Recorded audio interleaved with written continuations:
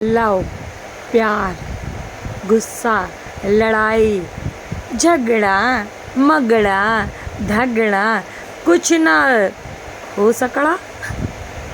ये ज़िंदगी का है दौर मित्रों। लड़ाई झगड़ा प्यार मोहब्बत सब यहीं करना है और यहीं ख़त्म हो जाना है, क्योंकि मिट्टी में जन्म लिया मिट्टी में ही चले जाना है। तो कृपया करके इतना टेंशन ना लें। मैं जानती हूँ टेंशन हर इंसान को होता है, मुझे भी रहता है, लेकिन क्या करें, ज़िंदगी जीने के लिए हंसना चाहिए और हंसने के लिए मुस्कुराहट अपने चेहरे पे लाना चाहिए। बाकी ज़िंदगी में कुछ नहीं रखा मित्र। मैं भी बहुत पहले तो मुझे टेंशन नहीं था, जब तक मैंने ग्रेजुएशन कंप्लीट किया, अपनी माँ के साथ इधर उधर कहीं भी जाती थी, कोई भी काम करती थी सरकारी या कुछ भी काम करती थी तो मुझे लेके जाती थी, मैं उनके साथ जाती थी। मैंने कभी टेंशन किस चिड़िया का खेत का मूल्य है मुझे पता नहीं था, लेकिन अब मुझे पता चलता है। जब मैं ग्रेजुएशन कर ली, खुद से अपना काम करने लगी, आगे बढ़ने लगी, तो मेरे कुछ दोस्त बने, प्यारे प्यारे दोस्त बने, अच्छे बने, चाहे वो फिल्म लाइन में हो और चाहे कहीं पे भी हो। मेरे अच्छे ही मित्र बनते गए, यहाँ तक कि पता है मुझे सपोर्ट भी करते गए मेरे अच्छे अच्छे मित्र जो प्रोड्यूसर फिल्म लाइन में भी थे, जो रियल प्रोड्यूसर हैं। वो लोग पता है मुझे क्या किए, कभी फोर्स नहीं किए ड्रिंक करने के लिए, कभी नॉनवेज खाने के लिए कभी फोर्स नहीं किए। हमेशा मुझे बच्चे की तरह ट्रीट किए, मुझे डांटते रहे, ऐसा मत कर वैसा मत कर। मैं पता है कभी भी जाती हूँ ना तो मेरे लिए नारियल पानी, पनीर चिल्ली, मंचाव, सूप वगैरह वगैरह मेरे लिए पहले से ही ला के रखते हैं। बोलते हैं कि आएगी तो मांगेगी, अब बच्चा तो हमेशा मांगता ही है। तो इसी तरह मुझे वो ट्रीट करते रहे, मुझे हमेशा खिलाते पिलाते रहे, मुझसे प्यार से बात करते रहे। मैं उनकी डांट भी सुन लेती थी, क्योंकि पता है उनके डांट में भी प्यार छुपा है, तो इसलिए मैं सुन लेती थी। लेकिन एक बंदा प्रोड्यूसर नहीं था, बहुत दुष्ट था, जो कि बहुत कमीना था, कुछ उसके बारे में बोल नहीं सकते। वो बहुत ख़राब इंसान था। वो प्रोड्यूसर फिल्म लाइन में नहीं था वो बंदा, वो बिज़नेस के आड़ पे बहुत गलत गलत काम करता था, लोगों को मारता था, उसका किडनी बेच देता था। ऐसे सारे बंदे हैं दुनिया में। पहले मैं सोचती थी ऐसे नहीं है, फिल्म लाइन में लोग बोलते हैं झूठ दिखाते हैं, नहीं, कुछ लोग फिल्म लाइन में सच्ची घटना पे आधारित चीज़ें भी दिखाते हैं। पता अभी तो जेल में है बंदा, लेकिन वो फ्रॉड करता था। और उसके साथ में एक बंदा और था जो कि नाम भी अपना गलत लिखता था, तो उसको ढूंढने में भी पुलिस वालों को बहुत तकलीफ़ हुई।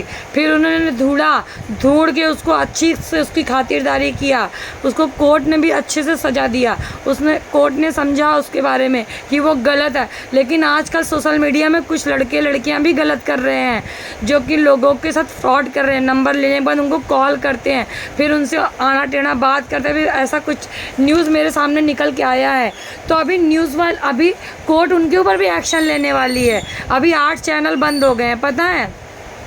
एक पाकिस्तान का था, 7 हमारे हिंदुस्तान का था। ये मत सोचो कि सरकार ऐसे ही बैठी है। जब इंसान जीत करके आता है ना, चाहे वो किसी फील्ड में हो, अभी जैसे हम एग्ज़ाम में जीत करके आते हैं ना, मतलब पास होकर के आते हैं, तो हमारी कितनी वाहवाही होती है। लेकिन वाहवाही छोड़ दो, लेकिन हमें कितने प्रकार का ज्ञान मिलता है कि हमने ऐसे एग्ज़ाम पास किए हैं, हाँ हमने इस जगह ऐसा टिक मार्क लगाया है, ऐसा हमने लिखा पढ़ा है, तो हमें पता है। थोड़ा बहुत हम भूल जाते हैं, हमें पता है, लेकिन हमने अच्छे से पढ़ाई किया है तो हमें नॉलेज भी है, क्योंकि हमने उस एग्ज़ाम को अच्छे से पास किया है।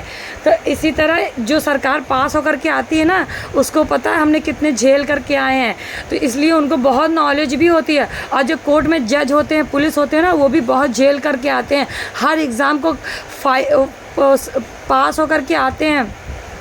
हर एग्ज़ाम में पता है अच्छे से लिखते पढ़ते हैं, रनिंग आती तो रनिंग में दौड़ते हैं धूपते हैं, तब जाके उनका नौकरी लगती है। नहीं तो कितने लोग बोलते हैं हम गए हमारी नौकरी नहीं लगी क्योंकि उनकी में वो फॉल्ट था। नहीं, फॉल्ट हमारे अंदर भी है, क्योंकि हम अच्छे से पढ़ाई नहीं करते, हम अच्छे से रनिंग नहीं करते। मैं अपने अंदर ही बता रही हूँ, मैंने पुलिस का एग्ज़ाम भरा, मेरे अंदर सारी क्वालिटी थी पुलिस की, सब कुछ था, और यहाँ तक कि मुझे सब जानते थे, सब कहते थे तुम जाओगी, लेकिन उस टाइम मैं बुखार में हो गई और मैं नहीं गई। फिर मैंने रेलवे में अप्लाई किया, फिर रेलवे में मेरा जॉब लगा, लेकिन उसके बाद मुझे फिल्म लाइन का शौक़ था, मैं फिल्म लाइन में चली गई, तो मैंने वहाँ भी सक्सेस हासिल किया, क्योंकि मेरे अंदर कॉन्फिडेंस था, मेरे अंदर कुछ कर गुजरने की जिज्ञासा थी। मैंने फिल्म लाइन में भी काम किया और अच्छे अच्छे लेवल पे मैंने काम किया। ये नहीं, लेवल हर प्रकार का काम होता है, लेकिन वहाँ मुझे फ्रॉडिया नहीं मिले। लेकिन एक दिन एक बंदा झूठ बोल के मुझे फंसाया और झूठ बोला, यहाँ तक कि उसमें मेरी जान जाने का भी खतरा था। लेकिन उस वक्त पुलिस वालों ने मेरा साथ दिया, कोर्ट ने भी मेरा साथ दिया, और मेरे चक्कर में ना जाने कितनी लड़कियों की वहाँ पे जान बची, और पुलिस वालों ने उनको सज़ा दिया, क्योंकि मैंने पुलिस वाले का भी साथ नहीं छोड़ा, कोर्ट का भी साथ नहीं छोड़ा। मैंने सारी सच्चाई उनको बताई कि ऐसे ऐसे ये बंदा फ्रॉडिया है। उन्होंने उसके ऊपर नज़र रखा और उसको अरेस्ट किया। उसके बाद में उसको सज़ा प्राप्त हुई। तो ऐसे आप भी, कुछ लोग पता क्या करते हैं, कोर्ट कचहरी तो जाते हैं लेकिन सज़ा पूरी नहीं कराते हैं, क्योंकि वो खुद गलत भी होते हैं कहीं कहीं पे। मैं मानती हूँ कि कोर्ट कचहरी में थोड़ा टाइम लगता है, लेकिन अगर आप सच्चे हो ना तो पुलिस वाले, कोर्ट आपका साथ भी देते, दुनिया आपका साथ देने लगती है। थोड़ा दिन तक आपको गाली गलौज देती है, बहस करती है आपके साथ। मुझे भी कुछ लोगों ने बोला कि ऐसा ना, ये लड़की ही गलत हो। कुछ पुलिस वाले ने मुझे बोला कि ऐसे ही हो सकता है लड़की ही गलत हो, लेकिन मैंने बोला नहीं, मैं झूठ नहीं बोलती हूँ। उन्होंने अगर झूठ निकला ना तो तुझे ही सज़ा दिलाएंगे। मैंने कहा हाँ, मैं झूठ नहीं बोलती। मैंने उनको सारी सच्चाई बताई और उस बंदा को अरेस्ट किया उन लोगों ने अपने, खैर वो भी हिम्मती पुलिस वाले थे, फिर गए उसको अरेस्ट करके आए मेरे कहने पे। फिर एक वहाँ पुलिस वाली दीदी थी, उन्होंने कहा हाँ ये लड़की झूठ नहीं बोलती, क्योंकि इसके पहले ही आई थी, एक आदमी के खिलाफ इसने एफआईआर किया था, क्योंकि इसके बिल्डिंग में कुछ दिक्कत हो गई थी तो ये आई थी, तो सभी का उसमें फ़ायदा हुआ। तो ये लड़की थोड़ा सच बोलती है। फिर सारे पुलिस वालों ने मेरा सपोर्ट किया, फिर कोर्ट ने मेरा सपोर्ट किया, और आज वो बंदा जेल चला गया। तो इससे क्या सीख मिलती है पता है दोस्तों, कि कभी भी हिम्मत मत हारो, लगे रहो, डटे रहो। अगर आप सच्चे हो तो बहुत लड़कियां गलत तरीके से केस डाल देती हैं और भाग जाती हैं, और उसके बाद में वो भी आदमी तकलीफ़ में आता है और वो लड़कियों को बाद में बहुत दिक्कत उठानी पड़ती है। मैं सभी आदमी से, सभी औरत से कहना चाहूँगी, अगर आप गलत हो तो केस करके कोई फ़ायदा नहीं है। अगर करना है तो सच की जीत होती है। हाँ दोस्तों, सच की जीत होती है, हार नहीं होती है। तो आप उसके लिए क्या करो दोस्तों पता है, केस करो। केस करने के बाद में उनको अंतिम निर्णय तक सज़ा दिलाओ। हार मत मानो ज़िंदगी में। ये आज सरिता केसवानी का मोटिवेशन ज्ञान है। वो कहती है ज़िंदगी में अगर आपको कुछ बनना है तो खुद से मेहनत करनी है। सरिता केसवानी खुद से मेहनत की। मुझे एक डायरेक्टर थे बचपन में, वो डायरेक्टर ही नहीं थे देखा जाए तो, अपनी केवल भौकाल मारते थे, मुझे नॉलेज नहीं थी। छोटा मोटा सिखाने से कोई डायरेक्टर या प्रोड्यूसर नहीं बनता। वो मुझे क्लासेस, मेरी माँ ने फ़ीस भरा था, पूरा प्रॉपर फ़ीस भरा था। तब मैं छोटी थी, करीब 10-12 साल की थी। मेरी माँ ने काफ़ी लंबा उन्होंने पे बोला, मेरी माँ ने उनको पे कर किया था, मतलब पैसा पेमेंट किया। उन्होंने मुझे सिखाया, लेकिन लेवल, अगर टीचर होता, गुरु होता तो पैसा लेता है, लेकिन अच्छे से सिखाता। उन्होंने मुझे सिखाया ना, केवल टाइम पास इधर उधर बकवास करना बैठे। उसके बाद में मेरे अंदर कॉन्फिडेंस थी, मैं गई और वो मंच बहुत बड़ा था, बहुत बड़ा लेवल पे मंच था, वो टीवी वगैरह पे आ रहा था। मैंने उस गुरु को नहीं बताया, और मेरी माँ ने बताया गुरु से एक बार ज्ञान मतलब बता दूँगा। मैंने कहा नहीं, एक गुरु से मैंने ज्ञान लिया तो उन्होंने सिर्फ मुझे मोटिवेट किया, खुद जाके अपना ले ली अवार्ड, और मुझे वहाँ पे मुझे अवार्ड मिलने वाला था, मेरा नाम अच्छा खासा घोषित हुआ था, लेकिन उन्होंने वहाँ पे खेल खेल दिया मेरे साथ में, बोला मत जाओ, आदमी ख़राब होते हैं, ये होते हैं। तब मेरे अंदर ज्ञान नहीं था, मैं नहीं गई। उसके बाद में फिर दूसरे ऐसे गुरु पैसा लिए, फिर मैंने उन गुरु का, मैं साथ कभी नहीं छोड़ती, इस चीज़ का ध्यान रखना। मैंने वो गुरु भी पास जा रही थी, मैंने कभी उनका ये नहीं बताया कि आप नहीं गई तो आपकी वजह से, फिर मैंने कभी उनको बोला नहीं। मैंने अपने अंदर पत्थर रख लिया, दिल पे पत्थर रख लिया, पत्थर मतलब अपने आप को समझा लिया। फिर मेरी माँ ने दूसरा जब हुआ तो उनको पैसा दिया, प्रॉपर मुझे सिखाया। मैं गई, उन्होंने मुझे बोला कि नहीं तुम उस लायक ही नहीं हो सीता बनने के लिए। मैंने कहा सीता बनने के लिए एक बार जाने में क्या बुराई है। फिर मैंने अपनी माँ को बोला, मेरी माँ कभी मुझे डिमोटिवेट नहीं करती थी, लेकिन कहती थी भाई किसी को बता। फिर मैंने उनको बोला मॉम बताऊंगी तो मुझे डांटेंगे, नहीं जाने देंगे। तो मॉम बोली भाई बेटा तुम्हारी ज़िंदगी अपना देख लो। मैंने कहा ठीक है, एक बार ट्राई करती हूँ। लेकिन वो मंच पे खुद ही गुरु था, मुझे पता ही नहीं था। सोचो, खुद वहाँ मौजूद था और मुझे डिमोटिवेट कर रहा था, लेकिन मैं गई वहाँ पर। सीधा जो ऑडियंस, सारे ऑडियंस भरे थे, करीब कम से कम 25 से 30 हज़ार वहाँ पे ऑडियंस मौजूद थे।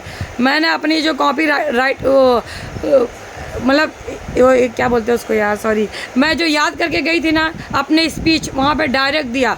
उसके बाद मेरा उन्होंने मना करने लगे सब लोग, नहीं नहीं इसको मत लो, इसको मत लो। लेकिन उसमें जो बहुत सारे बैठे हुए थे गुरु, उसमें से एक गुरु की नज़र पड़ गई। उन्होंने कहा नहीं ये लड़की सही, सारा कुछ इसके ऊपर फेस पे सारे एक्सप्रेशन आ रही है, बहुत अच्छे से इसने निभाया, इसको एक बार चांस देना चाहिए। 8-9 गुरु एक तरफ और 4-5 गुरु एक तरफ, लेकिन मेरा सिलेक्शन हुआ। उसके बाद में मैं विजयी घोषित हुई। उसके बाद में मेरा सिलेक्शन हो गया। फिर मेरा आगे बढ़ने गई, तब मुझे जिज्ञासा बहुत है। फिर मैं आगे बढ़ते गई। फिर एक गुरु ने एक और किया, एक भैया थे, तब मैं उनको नहीं जानती थी, उन्होंने मुझे शायद मंच पे देखा होगा।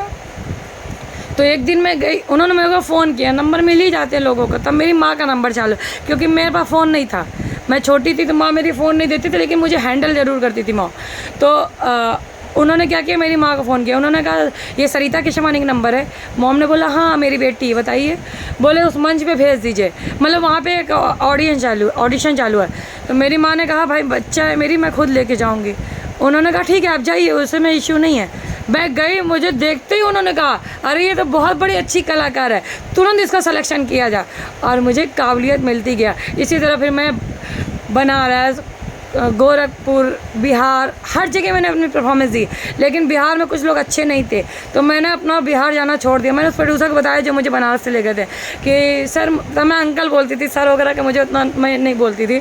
तो मैंने कहा अंकल मुझे वहाँ अच्छा नहीं लगा, बिहार में वो लोग अच्छे से बात नहीं करते हैं। बहुत लोग अच्छे हैं बिहार में, जो बुलाए थे वो अच्छे थे, लेकिन उसमें कुछ लोग ख़राब भी थे। मैंने कहा मुझे बिहार नहीं जाना। बोले बेटा तुम्हारे अंदर की ये काबिलियत है, तुमको जाना तो जाओ, नहीं तो नहीं जा। बनारस में अच्छे थे, फिर उन्होंने मुझे मना कर दिया। फिर लोग मुझे बोले, डराने लगे, मुंबई मत जाओ, मुंबई बहुत बड़ी सिटी है, ऐसा वैसा। फिर मैंने कहा यार मैं बड़ी होती गई धीरे धीरे। फिर मैं मुंबई चली आई। फिर मुंबई में एक बार दो बार रिश्तेदारी में आई, घूमी टहली, तो मुझे समझ में नहीं आया। फिर मैं रिटर्न चली गई। फिर मैं दिल्ली में गई। दिल्ली में क्या था, तो मैं थोड़ी बड़ी हो गई थी, मैं टीच करने लगी थी लोगों को, क्योंकि मेरे अंदर काबिलियत थी वो टीच करने की। तो मैं काफ़ी अच्छे लेवल पे टीच करने लगी। तो काफ़ी लोगों को, महिला मतलब लेट आंटियों को, उनके क्योंकि उनके बच्चे मेरे बराबर ही थे, लेकिन मैं टीच करती थी। तो टीचर होता, चाहे छोटे का हो चाहे बड़ा का हो। तो मैं टीच करने लगी। फिर मुझे वहाँ अवार्ड वगैरह काफ़ी मिल गए दिल्ली में। ये दिल्ली की बात बता रही हूँ, दिल्ली की। फिर वर्कशॉप लेने लगी मैं। फिर उसके बाद में मैं आगे बढ़ी। फिर मैं मुंबई आ गई। फिर मैं मॉम को बोली मुंबई चलो, तो मॉम बोली अच्छा ठीक है। फिर हम मुंबई आए। धीरे धीरे मैं बढ़ने लगी आगे, मुझे अच्छे अच्छे लोग मिलने लगे, फिर मुझे मज़ा आने लगा।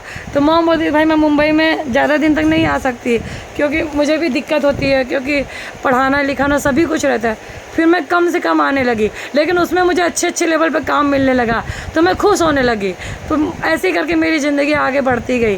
फिर हमने घर द्वार सब कुछ कर लिया, लेकिन वो खुशी जो मिली वो मुझे एक प्रयागराज में मिली, सच बता रही हूँ। और दूसरे नंबर मुझे मुंबई मिली। वैसी सिटी मुझे आज तक कहीं नहीं मिली। वो मतलब इज्जत, शोहरत, प्यार मुझे यहाँ मिला।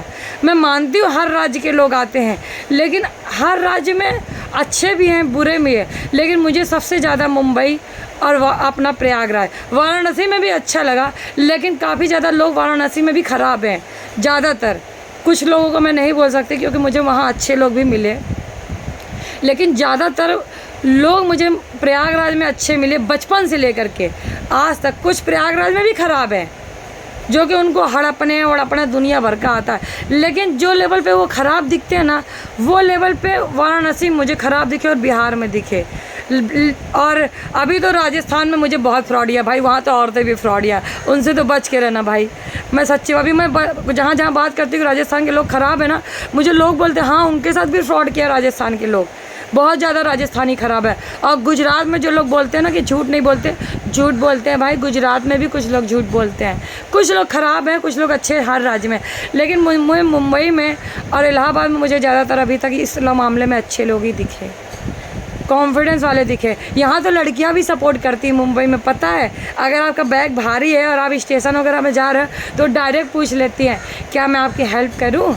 सोचो, ये सोच है, मुझे बहुत अच्छा लगता है। भले मैं उनको मना करती हूँ नहीं दीदी आप आगे जाओ, पर वो कहती है ला छुटकी मैं संभाल लेती हूँ। मैंने कहा नहीं दीदी, आप भी तो अपना मेहनत करके आए हो, लेकिन सपोर्ट करती हैं, मुझे ये बहुत अच्छा लगता है। कृपया करके ऐसे हर राज्य में खुशियाँ दौड़ाएं, हर राज्य में एक दूसरे को सपोर्ट करें, ज़िंदगी अपने आप आसान बन जाएगी। मज़ा लो ना ज़िंदगी जीने का, किसी को दर्द मत दो, दुख मत दो भैया। सभी भाई बाप को अपना समझो, और सभी बहनें भाई बाप, हर इंसान में अपना भाई बाप ढूंढो। और हर आदमी को बता रही हूँ कि बहनें ढूंढो। अगर आपको औरत के अंदर कुछ काबिलियत नहीं, उसको माँ के रूप में देखो, क्योंकि हर माँ भी अच्छी नहीं है, हर माँ भी अच्छी है। तो हर कॉन्फिडेंस में ना अपने घर को सपोर्ट करो।